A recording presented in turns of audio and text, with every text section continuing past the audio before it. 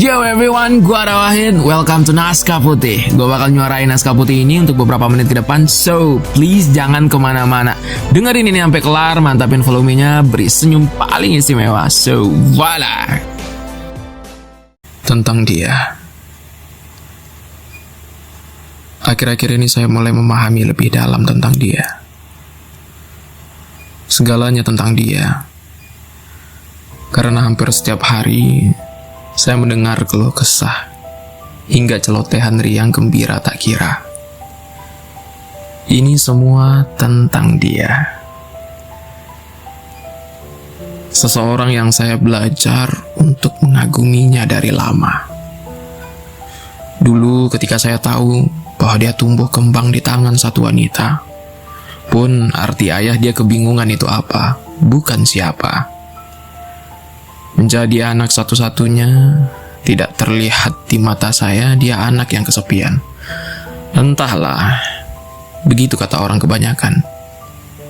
Anaknya periang, suka mengambil perhatian, atau bahkan ingin terlihat banyak orang. Ya, hal-hal demikianlah yang orang lihat.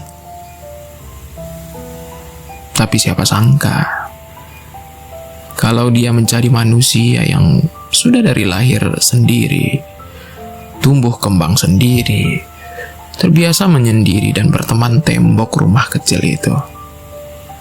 Ya, di rumah sederhananya tentunya. Wajar saja kalau ingin diperhatikan, dan tentu ingin dilihat. Walau dari kacamataku sendiri, tak jarang aku menangkap dia ragu-ragu. Malu-malu untuk mencoba segala sesuatu, bahkan dari dulu ketika kami satu bangku. Entahlah, wanita yang dia panggil ibu begitu menjaganya semaksimal mungkin, bahkan hingga ia terjuluki anak mami yang tak bisa apa-apa. Ya, masih ingat di benakku.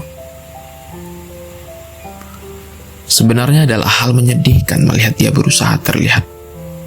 Ya, ingin dilihat di keramaian, namun menangis di kesendirian. Tapi merasa cukup dengan apa yang Tuhan berikan. Ya, kenapa begitu tahu banyak hal tentang dia aku? Ya, jelas seperti yang aku sampaikan di awal. Entah sejak kapan kami mulai dekat dan kami mulai akrab. Banyak hal, jutaan cerita, perspektif, hingga hal di luar nalar yang aku sebenarnya tidak mengerti, dan hanya memberi bukti kalau sebenarnya aku tidak mengenal tentang dia sama sekali, apalagi lingkungan dan dunia seisinya di sekitarnya. Ini anak penuh dengan daya gravitasi, sangat persuasif. Banyak hal di kepalaku yang mampu dia ubah. Sangat terbuka pemikiranku bersama dengannya. Walau demikian, ternyata anaknya adalah sebimbang, punya pribadi yang sebimbang itu, seragu itu, setakut itu akan banyak hal, dan dia mampu seiri itu dengan apapun. Banyak gelombang cerita tanpa henti yang dia bubuhkan di setiap pertemuan kami. Hingga aku sampai pada satu titik. Dia luar biasa dengan caranya. Sungguh hal yang luar biasa Tuhan memberikan kesempatan mengenalnya. Besar sekali perubahan yang terjadi. Acak kadut semua emosi sebagai bentuk pendewasaan diri.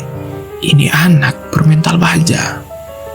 Namun ya, hanya terlihat setipis sutra batinnya, kata orang. Ini anak menelan darah dari segala tangis dan trauma yang bahkan orang tuanya pun tidak tahu apa-apa. Kamu tahu, dia begitu banyak refleksi yang berani dia lakukan setiap bulan, bahkan tahun. Aku saja terkadang bingung dengan hal-hal kecil yang seniat itu dia lakukan. Menggambarkannya adalah hal mustahil dengan segala keterbatasan kosakata yang kupunya. Ya kalimat seperti dia baik, mempesona, ceria, penuh prestasi, atau bahkan hal-hal negatif yang tertancap entah dari lingkungan mana, itu semua hanya hal dangkal untuk menggambarkan dia. Percayalah. Jujur, aku benar-benar terkesima. Wujud ciptaan Tuhan yang memberi kenyataan bahwa ciptaannya terlahir dalam bentuk baik rupa. Ya tidak membesar-besarkan, kenapa? Karena memang demikian kekurangan saya dalam menggambarkannya. Belakangan ini, atau bahkan 2 tahun genap rasanya, adalah tahun-tahun terberatnya. Dari segenap tahun hitam sebelumnya, panasnya balada yang dia dapati semakin melengkapi betapa dia masih bisa bertahan.